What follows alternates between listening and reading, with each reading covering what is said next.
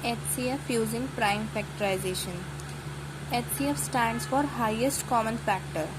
Factors हमें पता है क्या होता है, तो हाईएस्ट कॉमन फैक्टर वो नंबर होता है जो 2-3 गिवन नंबर्स में कॉमन हो, यानी वो फैक्टर जो इनमें कॉमन हो, यानी इन जैसे सपोज ये दो नंबर्स हैं तो इन दोनों नंबर्स को वो डिवाइड करता हो, ऐसा कॉमन फैक्टर जो दोनों को डिवाइड करता हो, तो वो HCF है। उनमें से हाईएस्ट वो HCF है। तो सपोज हम यहाँ पे HCF निकाल रहे हैं 24 और 36 का, तो 24 का हम प्राइम फैक्टराइजेशन करेंगे। 2 1 ज़ा 2, 2 2 ज़ा 4, 2 6 ज़ा 12, 2 3 ज़ा 6, 3 1 ज़ा 3। अगर आप ऐसे डायरेक्ट नहीं कर पा रहे हो तो आप इसको डिवाइड भी करके देख सकते हो।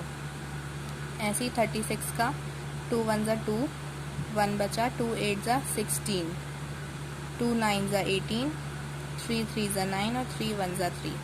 अब प्राइम फैक्टर्स ऑफ 24 के सारे प्राइम फैक्टर्स ये जो मिले थे ये हम यहाँ लिख देंगे, और ऐसे ही 36 के यहाँ लिख देंगे। फिर कॉमन फैक्टर्स निकालेंगे तो 2 2 और 3 ये हमारे कॉमन फैक्टर्स हैं। तो ये हम इसी फॉर्म में, मल्टीप्लिकेशन की ही फॉर्म में हम यहाँ लिखेंगे, और HCF होगा इन सब में से हाईएस्ट, यानी कि ये जो हमने कॉमन फैक्टर्स निकाले हैं इनका जो मल्टीप्लाई करके जो प्रोडक्ट आएगा वो हमारा HCF होगा, यानी कि 2 2 ज़ा 4, 4 3 ज़ा 12, ये हमारा HCF है, यानी कि product of common prime factors. ठीक है, वो हमारा HCF हो गया। अब नेक्स्ट एग्जाम्पल देख लेते हैं। जैसे 13 है, 13 एक प्राइम नंबर है तो वो 1 ज़ा 13 1 ज़ा 13 ही जाएगा। 26 2 से कट सकता है, 2 1 ज़ा 2, 2 3 ज़ा 6, और 13 1 ज़ा 13 क्योंकि 13 प्राइम नंबर है।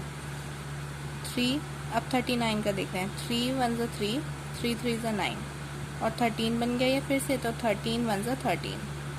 अब prime factors of 13 is equal to एक ही है 13, 1 भी लिख सकते हैं आप, लेकिन 1 से मल्टीप्लाई करेंगे तो 13 ही आएगा, इसलिए 13 लिख सकते हैं डायरेक्टली।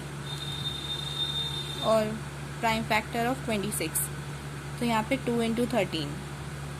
प्राइम फैक्टर्स ऑफ 39, तो यहाँ पे 3 इंटू 13। अब HCF क्या होगा, इनमें से जो कॉमन है, इनमें जो कॉमन है वो एक ही नंबर कॉमन है।